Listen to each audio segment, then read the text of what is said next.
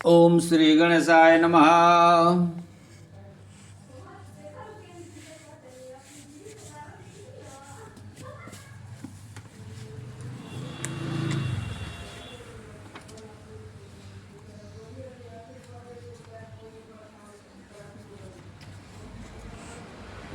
श्री गणेश गीता द्वितीय अध्याये 22 श्लोके विष्टपेमेन साध्योस्ति कश्चिदर्थो नराधिप अनालब्धस्य लब्धव्यः कुर्वे कर्म तथाप्यहम्।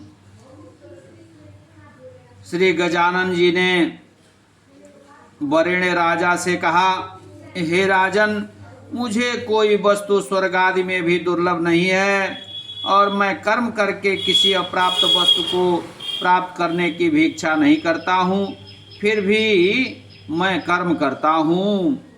न कुर्वे हम यदा कर्म स्वतंत्रोल स्वभावितः करिष्यन्ति मम ध्यानम सर्वे वर्णा महामते। और हे महामते, यदि मैं आलसी तथा स्वच्छंद होकर कर्म न करूं तो सभी वर्ण कर्म छोड़कर केवल मेरा अनुगमन करने लगेंगे।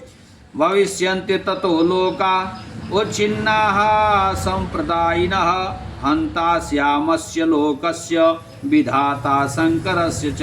तब मेरे ऐसा करने से सब वर्ण आचार भ्रष्ट होकर नष्ट हो जाएंगे। इससे इस संसार का नाश करने वाला और वर्ण संकर को उत्पन्न करने वाला भी मैं ही होऊंगा।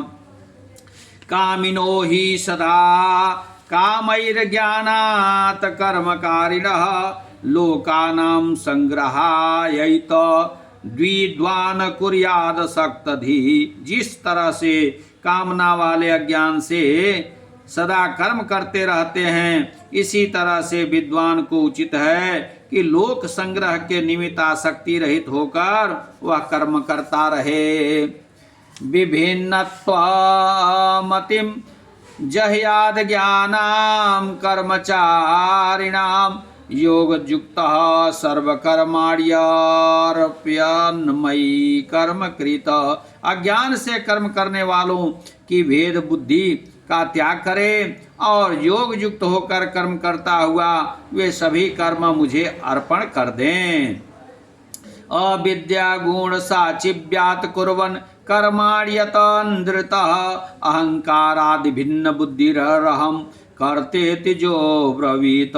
हे राजन, अविद्या और गुणों के वशीभूत हुआ निरंतर कर्म करने में लगा हुआ व्यक्ति अहंकार से मूढ़ होकर अपने को कर्ता बताता है। जस्तु व्यत्यान मनस्तत्वम विभागाद गुण कर्मणोः कर्णम विषे वृत्तमिति मत्वा न संजते। जो कोई आत्मज्ञ सत्वादि गुण और उनके कर्मों के विभाग को इस तरह से जानते हैं कि इंद्रियां अपने विषयों में वर्तमान हैं, तो वे ऐसा जानकर कर्म में लिप्त नहीं होते। कुर्वन्ति सफलम कर्म गुणस्त्रीभिर्विमोहिताः अविश्वस्तः स्वात्मद्रूहो विश्वविन्यैव लंघयेत। सत्व रज तम, इन तीन गुणों से मोहित हुए प्राणी फल की इच्छा से कर्म करते हैं। उन अविश्वासी और आत्मद्रोहियों को सर्वज्ञ पुरुष कर्म मार्ग से चलायमान न करें। नित्यम नैमितिकम तस्मान्मयि कर्मार्पयेद बुधः त्यक्त्वा हम ममता बुद्धिम पराम गतिम वाप्नुयात। इस तरह से पंडित को उचित है कि मुझ में ही नित्य नैमित्तिक कर्म को अर्पण कर दे, तो वह अहम और ममता बुद्धि का त्याग करके परम गति को प्राप्त हो जाएगा। अनिर्ष्यन्तो भक्तिमन्तो जे मयोक्तमिदं शुभम अनुतिष्ठन्ते जे सर्वे मुक्तास्ते अखिल कर्मभिः। ईर्ष्या न करने वाले जो भक्तिमान मनुष्य मेरे कहे हुए इस शुभ मार्ग का अनुष्ठान करते हैं, वे सभी कर्मों से मुक्त हो जाते हैं। जे चैव नानुतिष्ठन्ते त्वशुभाहत चेतसः ईर्ष्यमाणान् महामूढान् स्तान् विद्धि मे रिपून्।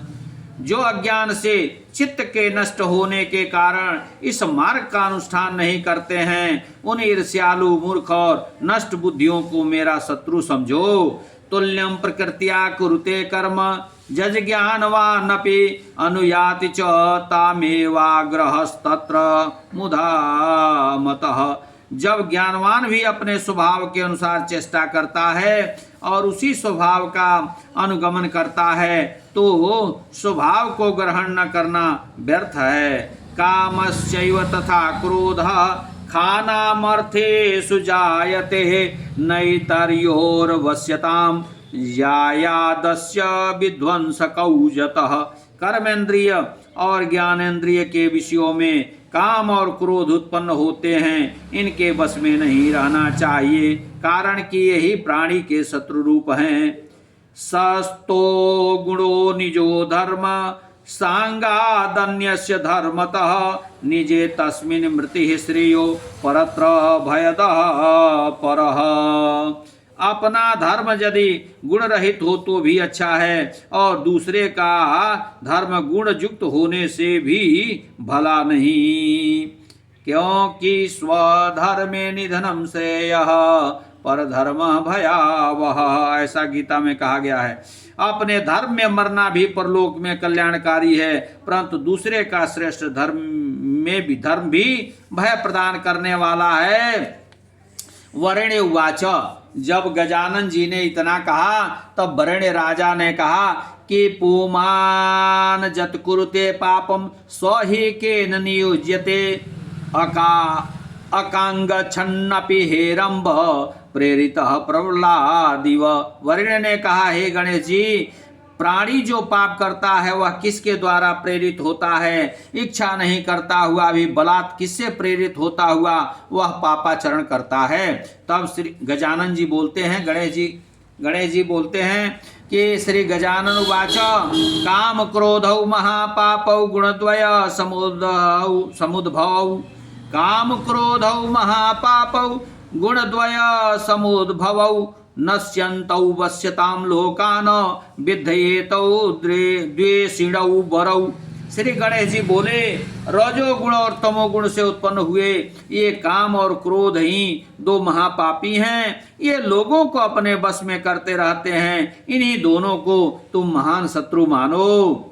आवृणोति यथा माया जगद्वाष्पो जलम यथा वर्षा मेधो यथा भानुम तद्वत् कामो अखिलांश रूट। जिस तरह से माया जगत को ढकी रहती है, जैसे भाप जल को, और जैसे वर्षा काल का मेघ सूर्य को ढक लेता है, ठीक उसी तरह से काम ने सबको ढक लिया है। प्रतिपति मतो ज्ञानम छादितम सततम द्विषा इच्छात्मकेन तरसा दुष्पोषेण च सुस्मिरा। महाबली सदैव द्वेष करने वाले और कभी पूरा न हो सकने वाले इस इच्छा रूप काम ने ही बुद्धिमानों के ज्ञान को भी ढक लिया है। आश्रित्य बुद्धि मनसी इंद्रियाणि सतिष्ठति तैरे वांछादित प्रज्ञो ज्ञानिनम मोहयत्य यसौ। यह काम बुद्धि मन और इंद्रियों के आश्रित होकर के रहता है, उन्हीं से ज्ञान को आच्छादित करके वह ज्ञानियों को भी मोहित करता रहता है। तस्मान्यम्य तान्यादौ स्वमनांसि नरो जयेत ज्ञान विज्ञानयोः शांतिकरम पापम मनोभवम। इसलिए पहले मन के सहित इंद्रियों को वश में करके ज्ञान और विज्ञान के नाश करने वाले इस मनोद्भव पापी काम को जीतना चाहिए। जतस्तानि पाराण्या हुस्तेभ्यश्च परमं मनः ततोपि ही परा बुद्धिरात्मा बुद्धे परो मतः। स्थूल देह से इंद्रियां परे हैं, इंद्रियों से परे मन है, और मन से परे बुद्धि है, और बुद्धि से परे आत्मा है। बोधाद्वैवमात्मानात्मानं संस्थाभ्यात्मानमात्मना हत्वा शत्रुं कामरूपं परम पद्मवाप्नुयात। इस तरह से बुद्धि से आत्मा को जानकर बुद्धि से ही मन को स्थिर करके काम रूपी शत्रु को मारकर परम पद को प्राप्त करना चाहिए। बोलिए परब्रह्म परमात्मा की जय। गणेश जी भगवान की जय, गजानन भगवान की जय, वरिण राजा की जय, सनातन धर्म की जय, सभी संतों की जय, सभी भक्तों की जय, हनुमान जी महाराज की जय। ओम पार्वती पते नमः। हर हर हर महादेव शिव शंभो। श्री गणेश पुराणे गजानन वरेण्य संवादे गणेश गीतायां कर्मयोगो नाम द्वितीयोऽध्यायः।